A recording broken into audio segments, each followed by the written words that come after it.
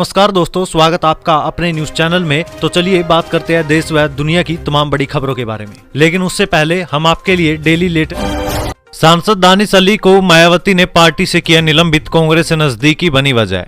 Bahujan Samaj party Baspa ने अपने सांसद दानिश अली को पार्टी विरोधी गतिविधियों में शामिल होने के आरोप में निलंबित कर दिया है। बसपा सांसद दानिश अली को पार्टी से निलंबित कर दिया गया। दानिश अली जिस तरीके से संसद में कांग्रेस के साथ खड़े नजर आए, सामने आ रहा है कि यही बात कार्रवाई की सबसे बड़ी वजह बनी है। बीएसपी ने कई बार दानिश अली को हिदायत भी दी थी और कहा था कि पार्टी उनके मुद्दे पर उनके साथ है। बावजूद दानिश अली इसके लगातार कांग्रेस के साथ खड़े दिखाई दे रहे थे और कांग्रेस पार्टी उनके साथ खड़ी थी। उन्हें निकाले जाने की सबसे बड़ी वजह यही बताई जा रही है। आपको बता दें कि बसपा सांसद दानिश अली पर बीजेपी सांसद रमेश बिधूड़ी के आपत्तिजनक बयान से सियासत गर्मा गई थी। बिधूड़ी के बयान की चौतरफा आलोचना के बीच कांग्रेस के वरिष्ठ नेता राहुल गांधी ने सितंबर में दानिश अली से उनके आवास पर मुलाकात भी की थी। इस दौरान उनके साथ कांग्रेस के महासचिव केसी वेणुगोपाल और सांसद इमरान प्रतापगढ़ी भी थे। दानिश अली ने भी राहुल से मुलाकात के बाद भावुक होते हुए कहा कि उन्हें राहुल से मिलकर लगा कि वह अकेले नहीं है। राहुल मेरा हौसला बढ़ाने यहाँ आए थे। उन्होंने मुझसे कहा कि इन बातों को अपने दिल से मत लगाना और अपने स्वास्थ्य का ध्यान रखना। मुझे उनकी बातों से राहत मिली और अच्छा भी लगा कि मैं अकेला नहीं हूँ।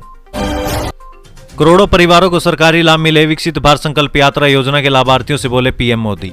भारतीय जनता पार्टी के नेताओं और कार्यकर्ताओं के साथ साथ विकसित भारत संकल्प यात्रा के बारे में पीएम मोदी के साथ संवाद किया। इस वर्चुअल कार्यक्रम में पीएम मोदी ने विकसित भारत संकल्प यात्रा के लाभार्थियों के साथ बातचीत की। पीएम मोदी ने जम्मू कश्मीर के विकसित भारत संकल्प यात्रा के लाभार्थियों से भी वर्चुअली बातचीत की। प्रधानमंत्री मोदी ने कहा कि यह देखकर बहुत खुशी हो रही है कि बड़ी संख्या में लोग विकसित भारत संकल्प यात्रा में उत्साहपूर्वक भाग ले रहे हैं। उन्होंने कहा कि देश भर के गाँव में करोड़ों परिवारों को हमारी सरकार की किसी न किसी योजना से निश्चित रूप से लाभ हुआ है। पीएम मोदी ने कहा कि जब किसी को सरकारी योजना का लाभ मिलता है तो उसका आत्मविश्वास बढ़ता है, जीवन जीने की नई ताकत आती है। विकसित भारत संकल्प यात्रा के लाभार्थियों से पीएम मोदी ने कहा कि मेरे लिए इस देश का हर गरीब मेरे लिए वीआईपी है। हाल ही में विधानसभा चुनाव परिणाम घोषित हुए, नतीजे बताते हैं कि लोगों को मोदी की गारंटी पर भरोसा है। मैं उनका सभी का आभारी हूँ जिन्होंने मेरी गारंटी पर भरोसा दिखाया। कुछ राजनीतिक पार्टियों को यह समझ नहीं आ रहा है कि झूठे वादों से उनको कुछ नहीं मिलने वाला।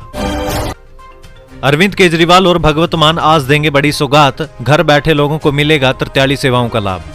पंजाब के सीएम भगवत मान और दिल्ली के सीएम अरविंद केजरीवाल आज लुधियाना से जनता को बड़ी सौगात देंगे। दोनों नेता सार्वजनिक सेवाओं की डोर स्टेप डिलीवरी की शुरुआत करेंगे। योजना के तहत 43 तरह की सेवाएं एक फोन कॉल पर घर बैठे मिलेंगी। 10 दिसंबर से 43 प्रकार की सरकारी सेवाएं मिलने लगेगी। इनमें जन्म और मृत्यु प्रमाण पत्र, आय और निवास प्रमाण पत्र, जाति और पेंशन प्रमाण पत्र, बिजली बिलों की अदायगी और अन्य सेवाएं शामिल है। सीएम भगवत मान और अरविंद केजरीवाल लुधियाना से सरकार तुहाडे द्वार स्कीम शुरू करेंगे।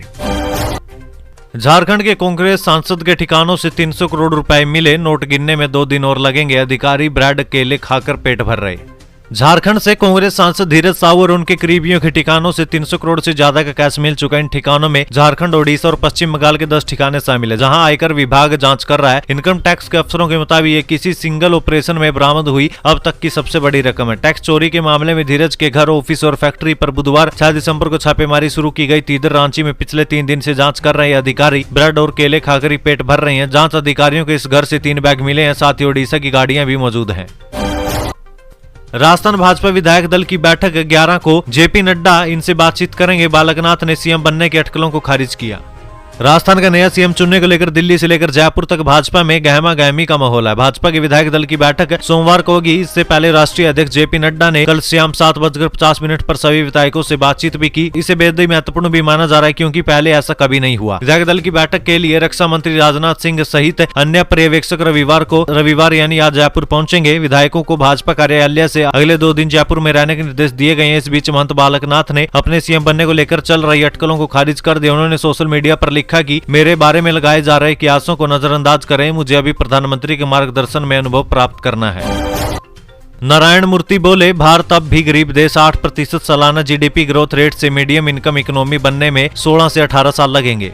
इन्फोसिस के को फाउंडर एनआर नारायण मूर्ति इन दिनों अपने बयानों को लेकर चर्चा में। पहले हफ्ते में 70 घंटे काम करने और उसके बाद 3 शिफ्ट में काम करने की सलाह के बाद मूर्ति ने इस बार कहा कि भारत के पास कवर करने के लिए अभी बहुत कुछ है। उन्होंने कहा कि $2,300 करीब 1.92 लाख रुपए जो होते हैं प्रति व्यक्ति कमाकर हम गरीब देश हैं। हमें एक मीडियम इकोनॉमी वाला देश बनने के लिए 800 से $10,000 करीब 6.67 लाख रुपए से लेकर 8.34 लाख रुपए प्रति व्यक्ति इनकम करनी होगी। इसे पाने के लिए 8% एनुअल ग्रोथ रेट पर भी हमें 16 से 18 साल लग जाएंगे।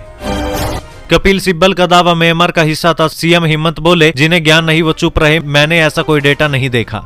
सुप्रीम कोर्ट में सिटीजनशिप एक्ट 1955 के सेक्शन 6 की वैधता पर बुधवार को सुनवाई हुई थी। सुनवाई में वकील कपिल सिब्बल ने दावा किया था कि असम म्यांमार का हिस्सा था। असम के सीएम हिमंत बिस्वा शर्मा ने इस दावे पर आपत्ति जताई। उन्होंने मीडिया से बातचीत में कहा, जिन्हें इतिहास का ज्ञान नहीं उन्हें चुप रहना चाहिए। सीएम ने कहा कि असम कभी म्यांमार का हिस्सा था ही नहीं। म्यांमार के साथ भारत की झड़प हुई थी, इसके अलावा कोई रिश्ता म्यांमार से नहीं रहा। ऐसा कोई डेटा नहीं देखा जिसमें असम को म्यांमार का हिस्सा बताया गया हो। हिमाचल में केंद्रीय मंत्री अनुराग का इंडिया पर बड़ा हमला, बोले कांग्रेस करप्शन सगी बहनें, एक को ले आओ दूसरी अपने आप आ जाती है। केंद्रीय मंत्री अनुराग ठाकुर ने शनिवार को हिमाचल प्रदेश के देहरा में इंडिया अलायंस गठबंधन पर तीखा हमला बोला। उन्होंने कहा कि गठबंधन नहीं ठगबंधन है, जहां ठगने वाले सब एक मंच पर आए हैं। इन्होंने किसी को भी ठगने में कसर नहीं छोड़ी। यही वजह है कि आज इनके नेता बाहर कम और जेलों में ज्यादा है। अनुराग ठाकुर ने सवाल किया कि इंडिया अलायंस के सहयोगी दल भ्रष्टाचार पर क्यों नहीं बोल रहे हैं, क्यों ईडी और सीबीआई को कोस रहे हैं। प्रधानमंत्री नरेंद्र मोदी को दुनिया के हर सर्वे में सबसे लोकप्रिय नेता चुना गया, यानी प्रधानमंत्री पर न केवल भारत बल्कि पूरी दुनिया भरोसा करती है। शराब नीति मामले में संजय सिंह की जमानत के खिलाफ कोर्ट में ईडी ने कहा, हमारे पास सबूत वो मास्टरमाइंड।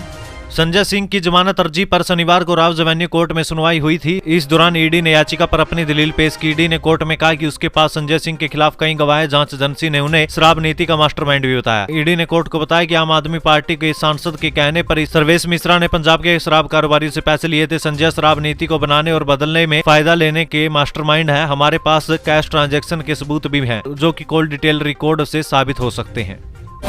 देश में कोरोना ने फिर दी दस्तक, 148 लोग हुए पॉजिटिव, जाने स्वास्थ्य मंत्रालय का लेटेस्ट अपडेट। दुनिया भर में हजारों लोगों को मौत की नींद सुला चुकी कोरोना महामारी अब भी चिंता का सब बनी हुई है। सर्दी की शुरुआत के साथ ही भारत में कोरोना वायरस संक्रमण के नए मामले सामने हैं। इसके बाद संक्रमण में बढ़ोतरी को लेकर एक बार फिर चिंता की लकीरें खींच गई है। समाचार एजेंसी पीटीआई की रिपोर्ट के मुताबिक भारत में कोरोना वायरस संक्रमण के एक दिन में 148 नए मामले सामने हैं। शनिवार को केंद्रीय स्वास्थ्य मंत्रालय के अपडेटेड आंकड़ों में जानकारी दी गई है। स्वास्थ्य विभाग के आंकड़ों के मुताबिक अब तक कोरोना वायरस संक्रमण के मामलों की कुल संख्या 4,50,02,889 है, जबकि मृतकों की तादाद 5,33,306 है। वहीं जारी किए गए हेल्थ बुलेटिन में कहा गया कि 4,44,68,775 लोग संक्रमण में स्वस्थ होकर घर लौट चुके हैं, जो राहत वाली बात है। देश के संक्रमण से उबरने की दर 98.81% है, जबकि मृत्यु दर केवल 1.19% है। स्वास्थ्य मंत्रालय की वेबसाइट के अनुसार अब तक देश भर में कोविड रोधी टीकों की 220.67 करोड़ खुराक दी जा चुकी।